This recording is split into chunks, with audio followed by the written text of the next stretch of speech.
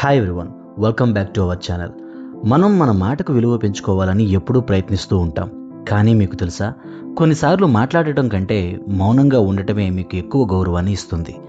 ఈరోజు ఈ వీడియోలో మీరు ఎప్పుడు మౌనంగా ఉంటే మీ గౌరవం రెట్టింపు అవుతుందో ఆ 7 సందర్భాల గురించి తెలుసుకుందాం.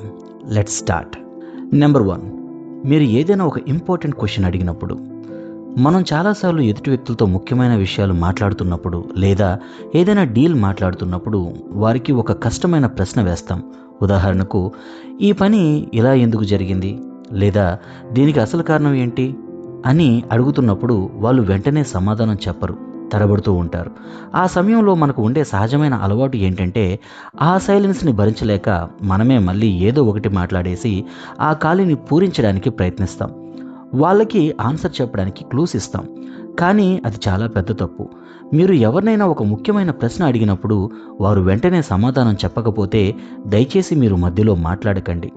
మీ ప్రశ్న అడిగాక అలాగే మౌనంగా వాళ్ళ కళ్ళల్లోకి చూస్తూ ఉండండి. సైకాలజీ ప్రకారం మనుషులు ఇలాంటి ఆక్వర్డ్ సైలెన్స్ని అస్సలు భరించలేరు.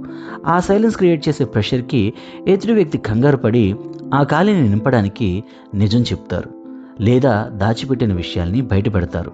కాబట్టి అక్కడ మీ మౌనం ఒక పవర్ఫుల్ అస్త్రంలో పనిచేస్తుంది. నెంబర్ 2, ఎవరైనా మిమ్మల్ని కావాలని అవమానిస్తున్నప్పుడు. మన జీవితంలో ఎప్పుడో ఒకప్పుడు ఎవరో ఒకరు మనల్ని కావాలని తక్కువ చేసి మాట్లాడటమో లేదా అందరి ముందు అవమానించడమో చేస్తారు. అలాంటప్పుడు మనకు వెంటనే కోపం వచ్చేస్తుంది. వాళ్ళకి గట్టిగా సమాధానం చెప్పాలనిపిస్తుంది. కానీ అక్కడే మీరు ఒక సెకండ్ ఆగి ఆలోచించాలి. ఎవరైనా మిమ్మల్ని అవమానిస్తున్నారంటే వాళ్ళ ముఖ్య ఉద్దేశం మేబీ మీలోంచి ఒక రియాక్షన్ని రప్పించడం. మీరు కోపంతో అరిస్తే వాళ్ళు గెలిచినట్లే.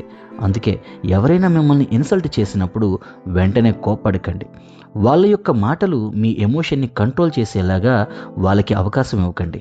జస్ట్ ఒక 5 సెకండ్ల పాటు మౌనంగా చాలా కాన్ఫిడెంట్గా వాళ్ళ కళ్ళలోకి చూస్తూ గమనించండి. మీ ముఖంలో ఎలాంటి ఎక్స్ప్రెషన్ లేకుండా ఉంటే ఆ నిశ్శబ్దం వాళ్ళకి ఒక రకమైన భయాన్ని, అసౌకర్యాన్ని పుట్టిస్తుంది.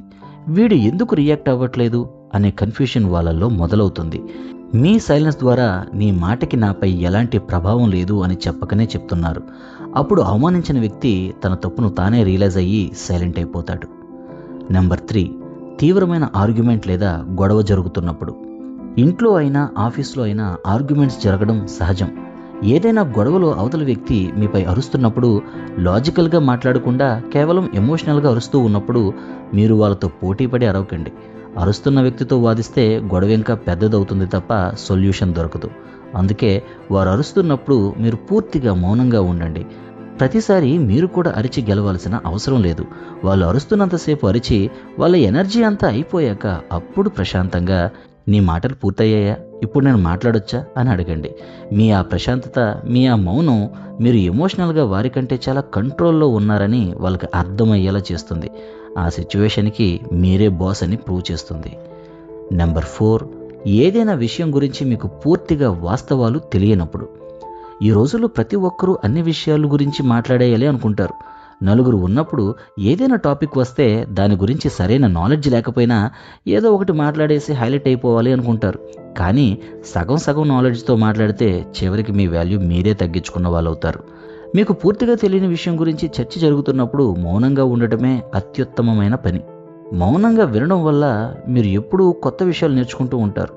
ఎవరైతే తక్కువ మాట్లాడి ఎక్కువ వింటారో వారిని సమాజం చాలా తెలివైన వ్యక్తులుగా, వివేకవంతులుగా గుర్తిస్తుంది.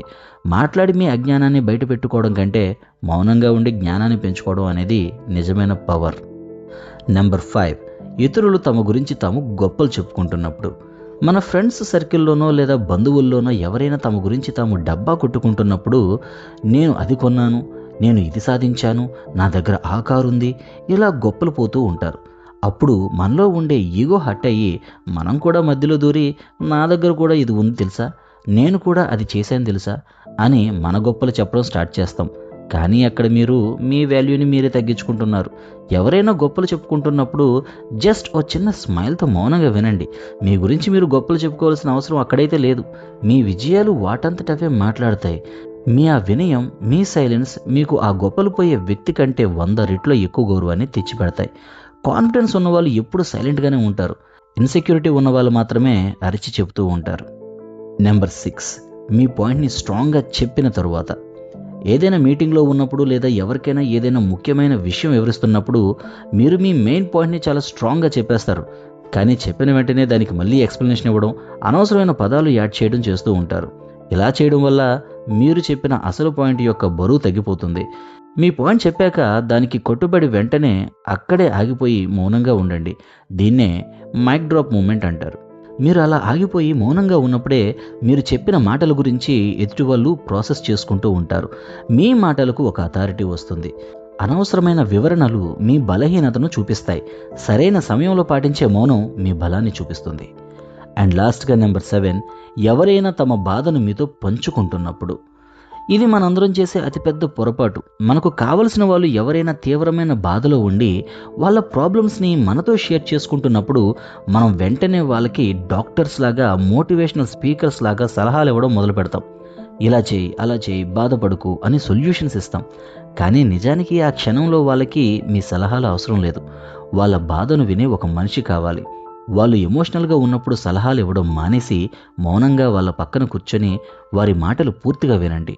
మీరేమీ మాట్లాడకపోయినా సరే కేవలం వాళ్ళు చెప్పేది వింటూ వాళ్ళ భుజం తట్టడమే మీరు వాళ్ళకి చేయగల అతిపెద్ద సాయం. కొన్నిసార్లు కాసేపు మౌనం లేదా తోడు 1000 మాటల కంటే ఎక్కువ ఉపశమనాన్ని ఇస్తుంది. సైకాలజీ ప్రకారం మౌనంగా ఉండే వ్యక్తులు ఎక్కువ ఆత్మవిశ్వాసం ఉన్నవారుగా కనిపిస్తారు. వాళ్ళ చుట్టూ ఒక మిస్టరీ ఉంటుంది. వాళ్ళని అర్థం చేసుకోవాలని అందరూ ఆసక్తి చూపిస్తారు. మీరు కూడా ఈ 7 రూల్స్ని మీ డైలీ లైఫ్లో పాటించి చూడండి. మీ పట్ల ఇతరులకు ఉన్న గౌరవం ఎలా మారుతుందో మీరే గమనిస్తారు. మరి ఇప్పుడు నేను చెప్పిన 7 సందర్భాల్లో మీరు ఎక్కువగా ఫేస్ చేశారో కామెంట్ రూపంలో మాతో పంచుకోండి. వీడియో నచ్చితే లైక్ చేసి మీ ఫ్రెండ్స్ అందరికీ షేర్ చేయండి. ఇలాంటి మరిన్ని యూస్ఫుల్ వీడియోస్ కోసం మన ఛానల్ని సబ్స్క్రైబ్ చేసుకోండి. I will see in the next video. Thank you for watching. Bye.